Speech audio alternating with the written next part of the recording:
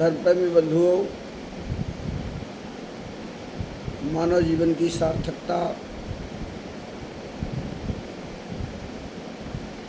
जिसके लिए वर्तमान में कलयुग के प्रभाव से बड़ी द्वंद्व स्थिति चल रही है। आप लोग देख रहे होंगे जातिवाद का बहुत अधिक प्रभाव पड़ रहा है। जातिवाद के घेरे में जबकि वर्तमान का जीवन संचालित नहीं है, वर्तमान के धर्म का स्वरूप, वर्तमान के लौकिक सिद्धांतों का स्वरूप, न्यायिक स्वरूप, सब में आया हुआ परिवर्तन ब्राह्मण, क्षत्रिय, वैश्य और शूद्र की जो व्याख्या है उसके जो शारीरिक, मानसिक, बौद्धिक, आत्मिक कार्य हैं उन सब में बहुत परिवर्तन हो चुका है। वे सब नियम, वे सब सिद्धांत, वे संस्कार अब नहीं है। वास्तव में ब्राह्मण, क्षत्रिय, वैश्य, शूद्र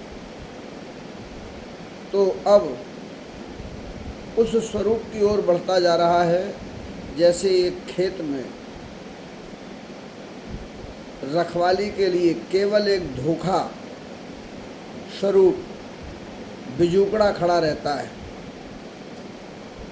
एक लकड़ी में दो हाथ बनाकर और एक कपड़े का कुर्ता पहनाकर ऊपर एक मटकी लगाकर नकली मनुष्य खड़ा कर दिया जाता है तो पशु समझें कि ये कोई रखवाला खड़ा है और वो उसमें प्रवेश ना करे, या अंधेरे में मनुष्य देख ले कि कोई आदमी खड़ा है, अज्ञानता के कारण से वो उसको रखवाला मान ले।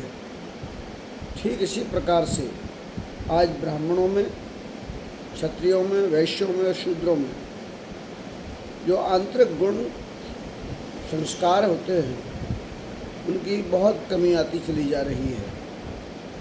इसलिए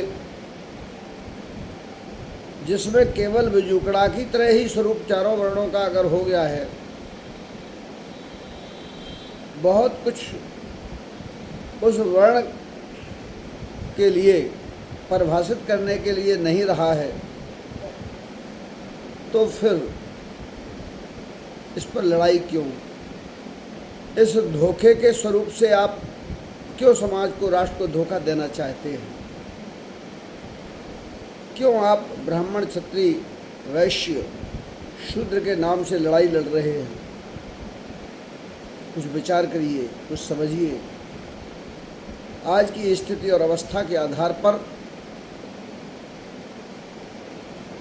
मूल्यांकन करके मानव जीवन की सार्थकता के लिए सामाजिक, धार्मिक, आध्यात्मिक, राष्ट्रीय कार्य की योजनाओं को स्थान देकर जीवन की सार्थकता के लिए, सफलता के लिए, सुख और परम सुख की प्राप्ति के लिए, शांति और परम शांति के लिए प्रयासरत होना चाहिए।